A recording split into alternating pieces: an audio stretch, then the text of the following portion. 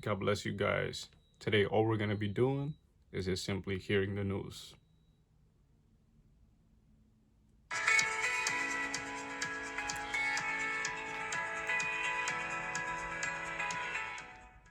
Scribe makes step-by-step guides for any process with AI. You know what's... And we've seen just enormous loadings of American crude. In fact, if you look at the last, 30, 45 days, the biggest exporter of oil in the world, is the United States. So yes, we have reserves. We have the ability to produce oil to supply not just the United States, but also our friends and allies. And that's Energy Secretary Christopher Wright with me this week on Mornings with Maria on Fox Business on the U.S. producing more oil and gas than Saudi Arabia and Russia combined as President Trump unleashes America's energy independence that was stifled under the Biden administration. Now, new reports that China is directing its companies to ignore U.S. sanctions on Iranian oil, which applies to several Chinese refineries, and they are accused by the U.S. of buying crude oil from Iran, including a network of independent processors known as teapot refineries. On Monday, an oil tanker marked China owner and crew was attacked in the Strait of Hormuz, causing a fire on the deck. President Trump is set to travel to China on Thursday for a high-stakes meeting with China's President Xi Jinping, as we discussed. The two leaders are expected to discuss Iran, AI, tariffs, and potentially Taiwan. Joining me now in this Sunday Morning Futures exclusive is Pennsylvania's Senator David McCormick, who sits on the Senate Energy Committee. Senator, it's great to see you this morning. Thanks so much for being here. Hey, good morning, and happy Mother's Day to all your viewers. Dean and I are here in Pittsburgh with my mom. Happy Mother's Day, Mom, and one of our daughters. So great day in Pennsylvania. Well, happy Mother's Day to your mom and to Dina. We so appreciate you being here on this special day. Senator, you've been working on a bill on permitting, and I want to get into that because this is really important. The president put several executive orders in place to cut down regulations, make it easier for the oil companies to drill, baby drill, and we need to see those things codified. What do you want to say about this bill and the likelihood that, in fact, it does get these things codified? Well, there's an energy dominance, moment of abundance happening in America based on what President Trump has done. It's been incredible. I just saw it over the last couple of days. I went to Homer City. They're in the process of transitioning a coal-fired plant to a gas-fired plant that'll create 4.5 gigawatts, the biggest project in the country today. That's 1% of all of America's energy demand. So we are becoming a huge net energy exporter, and you can't say AI without saying energy dominance too. So this is incredible for the people of Pennsylvania. It's incredible for America. And the president's agenda has to be solidified, and we need permitting reform to do that. It takes about 6 years to get an energy project permit. It took 3.5 years to win World War II. We can do a lot better than this. So my bill essentially restricts the amount of time for review to about a year, ensures that once decisions are made, they're final, and regulators have to give justification if they turn down a project. So basic, so common sense. But if we can do these things, we're going to unleash $1.5 trillion of capital into our economy. It's not just energy policy, it's economic policy. It sure is. And national security policy, I would say as well. And in keeping in that theme, what do you want to say about the Strait of Hormuz and this war in Iran? Senator, your military background is a central part of who you are and your identity. You are a former Army officer, West Point graduate. You are a Gulf War combat veteran. Where is this war right now with Iran? Do we know if the Iranians have accepted or rejected President Trump's proposal?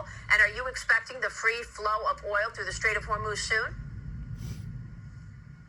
Well, I think we're at a crossroads. There's no doubt that phase one was an extraordinarily successful military operation. The president's goals, destroying the missiles, destroying the drones, destroying the launchers, and destroying the manufacturing capability has been wildly successful.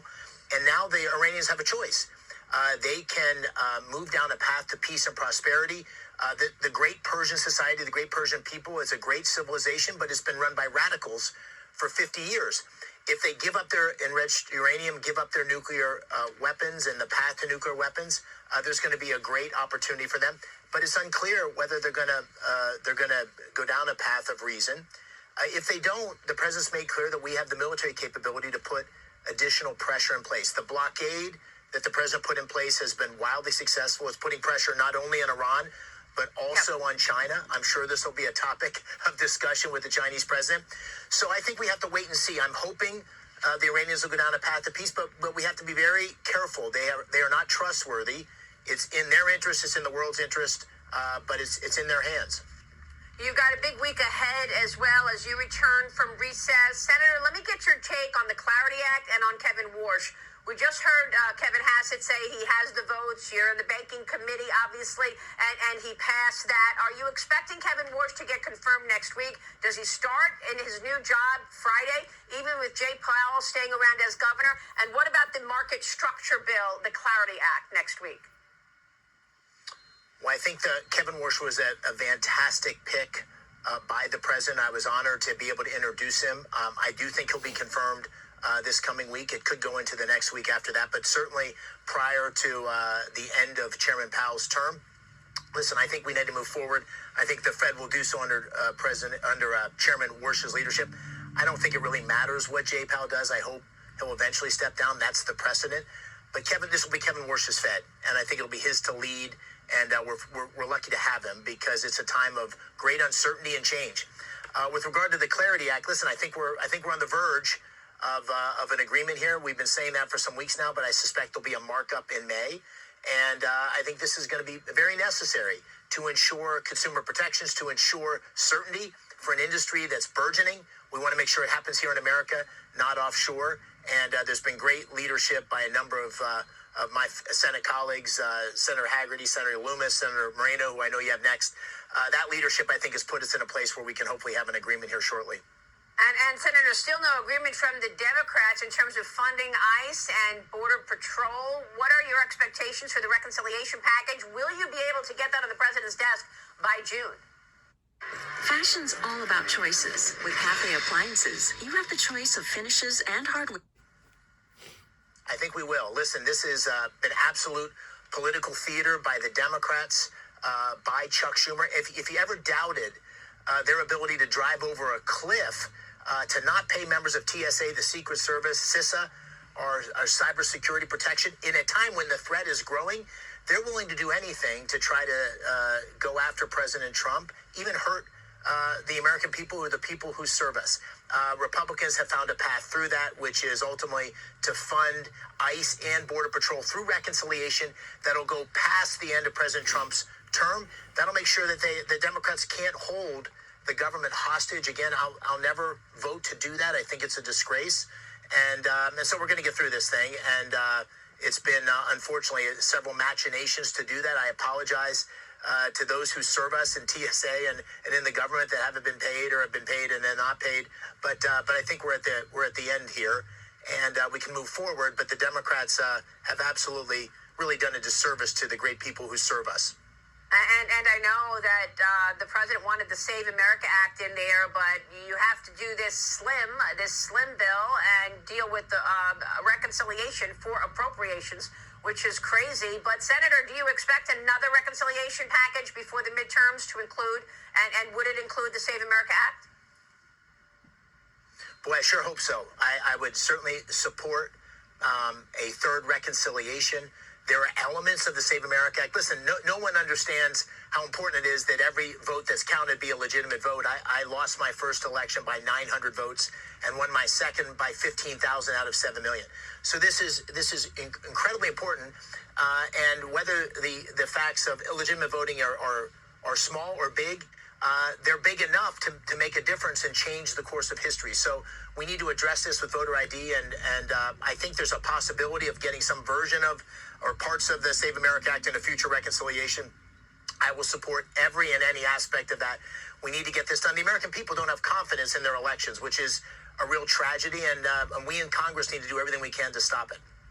All right, Senator, great to have you this morning. Thanks so much. We'll be watching your work.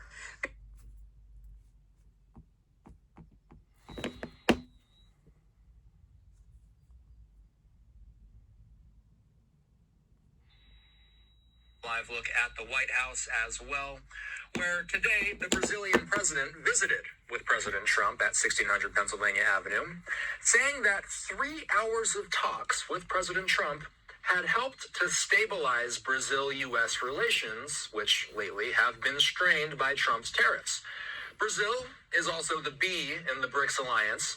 Trump and Lula had been scheduled to take questions from reporters together in the Oval Office, but they did not appear for that. It made some of us wonder if something had gone awry. Time will tell if something did.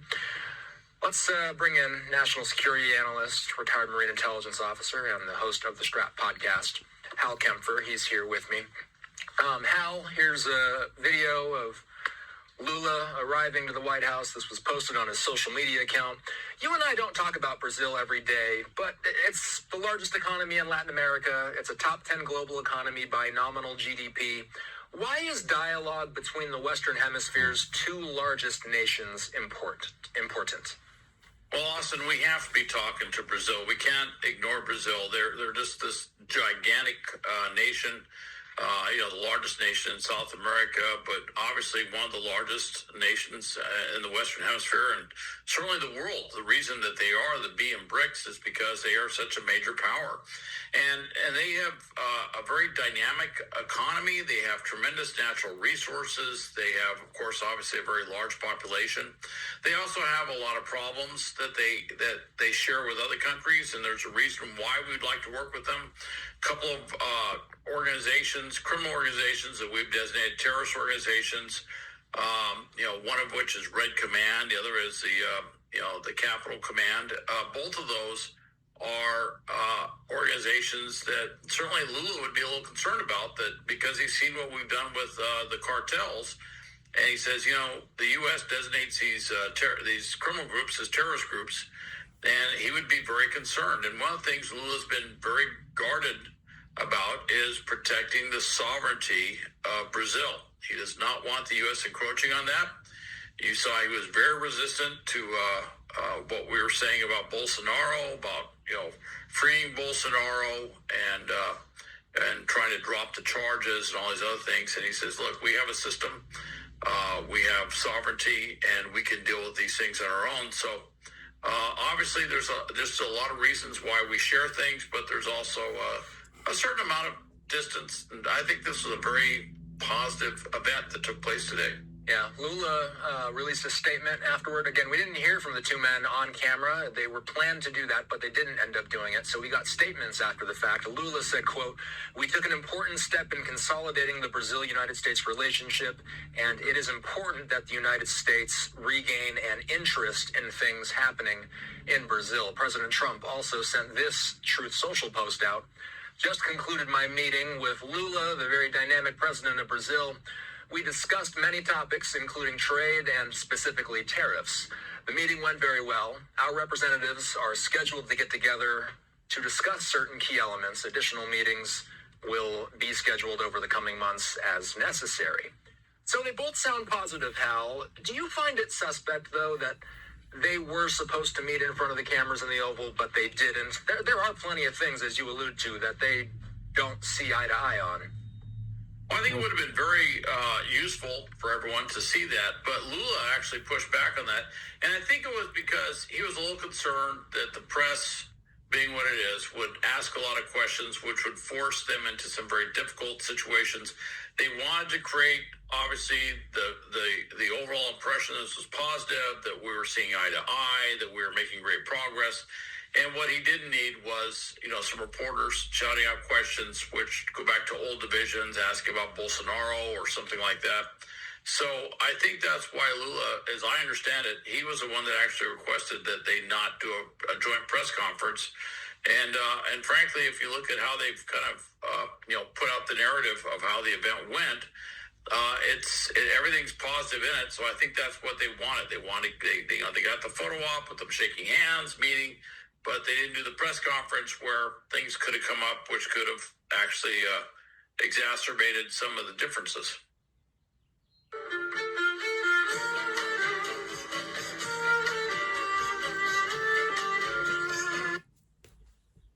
Let's talk about BRICS, Hal. Maybe everybody who's watching right now, they might have heard of BRICS, or maybe they don't know what BRICS is at all.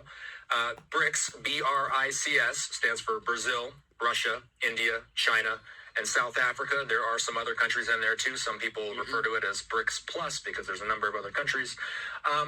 What's the biggest threat that the BRICS alliance poses to the United States?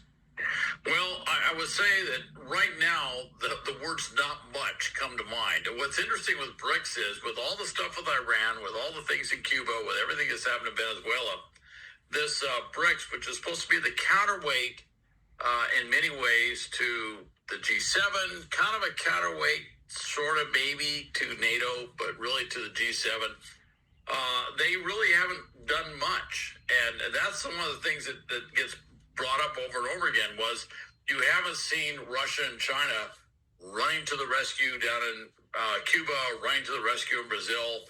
They haven't been able to do really much with the situation in Iran. And so it is interesting to see that. The other thing, too, is BRICS is an alliance that doesn't necessarily work well together and doesn't always see eye to eye. For example, China is not shy about talking about doing something militarily to take Taiwan, which would involve, basically shutting down the Taiwan Strait. Well, we just saw what happened when a vital strait gets shut down with Hormuz, and the Taiwan Strait is where about half of the container traffic, maritime container traffic of the world goes through.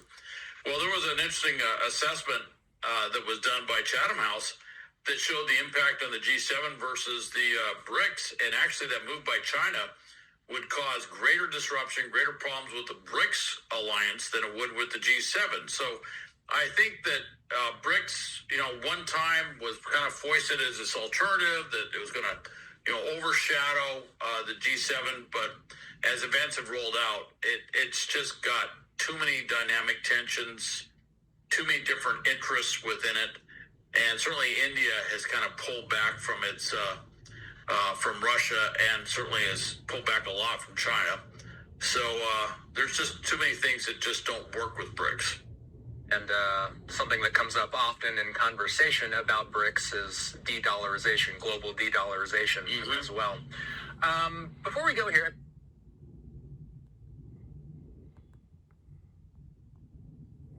all right, God bless.